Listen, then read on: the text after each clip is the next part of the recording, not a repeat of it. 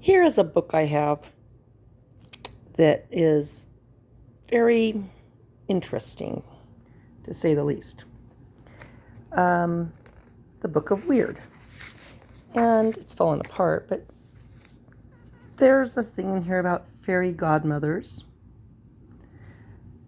which I claim to be. And then exile and banishment, which I have been exiled and banished from my children due to a misunderstanding. But misunderstanding between kings and subjects may arise, born perhaps of treachery, perhaps of conflicting ambitions, perhaps of changing times. If there is not time to exile oneself voluntarily, banishment from the realm, court, or presence may be pronounced. It may be for life or for a number of years. One may be free to wander other lands or assigned to a particular place under guard. Ambassadors are expelled, and I am an ambassador. I was raised to be a peace ambassador, but I'm expelled. Lesser foreigners deported, young men of aspiration chained to the benches of galleys. Heralds may cut the tails from a knight banneret's banner, or epaulets, and buttons may be ripped off as a result of a swift court-martial on the battlefield, at which the judge uses a drumhead as a table and disgrace as punishment. My oldest daughter's boyfriend said that he pities me. So as a punishment. Ostracism is the result of cheating at cards or Monopoly. But Judge Clara Rigmaiden said everybody cheats at Monopoly, and I guess in marriage. And although every other bill may remain unpaid, one is cut, shunned, disowned, spoken of in a whisper, and disinherited for not paying gambling debts. So I took a gamble and tried to represent myself in court, and it didn't go too well. And I was lied about by my ex-husband's lawyer. And I'm in debt to the federal government for my education that resulted in my becoming a poet and the proud writer of Facebook Vomit. Beyond the pale, where they languish in exile, banishment, or ostracism, poets write their best verse. Playwrights turn to other prose forms. Rakehells undergo conversion, and mighty clerics are at last vouchsafed visions. Those who have been close to the crown had best return home at the head of an army, under the reign of a new king, or in disguise.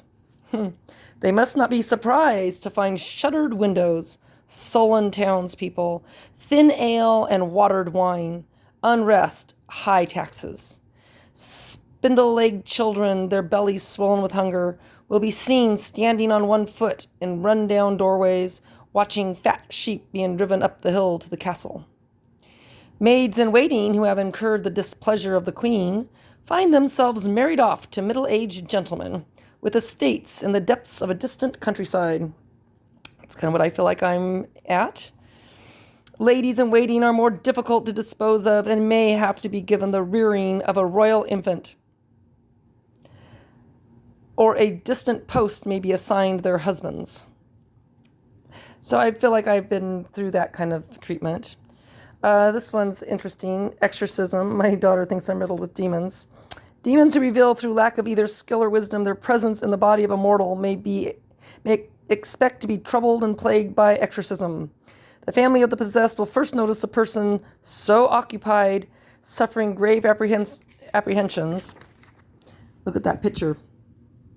Spewing snakes and toads and all sorts of stuff. Yuck. Bats and stuff. In strange voices and tongues, becoming untidy about his person and careless in matters of dress and cleanliness. The presence of a demon or demons will be suspected when the possessed begins to spew forth unlikely articles, stones and toads, serpents, nails. I say I'm so angry sometimes I can spit rusty nails. Most families call in the exorcist when rolling fits commence. The exorcist, a wily fellow who will determine for himself and not on hearsay the actual presence of a demon, will first attempt to make the demon tell his name. Then, following the technique of a masterful innkeeper, he will question the demon about the length of occupancy intended, time of arrival, reasons for coming, and the number of demons accommodated.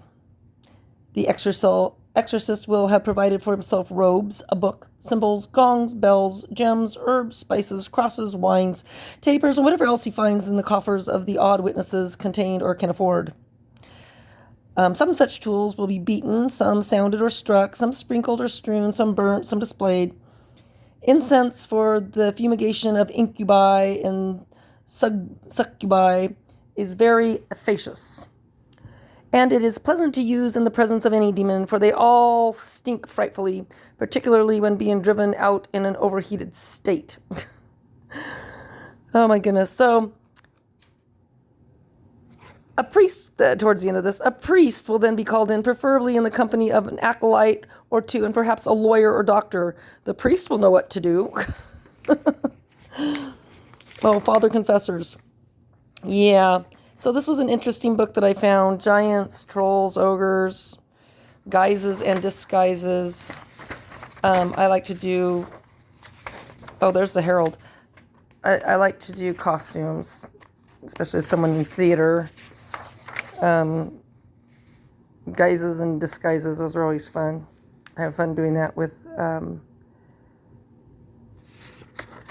costumes. Clothes worn for particular effect or for pleasure, to be temporarily other than you are. Right.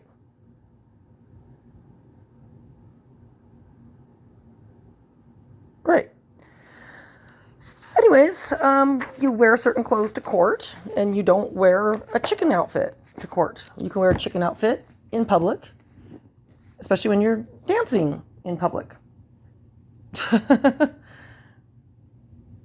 And if you look like that, you might be called the devil, even if you're a nice person. You might not be able to help how you look.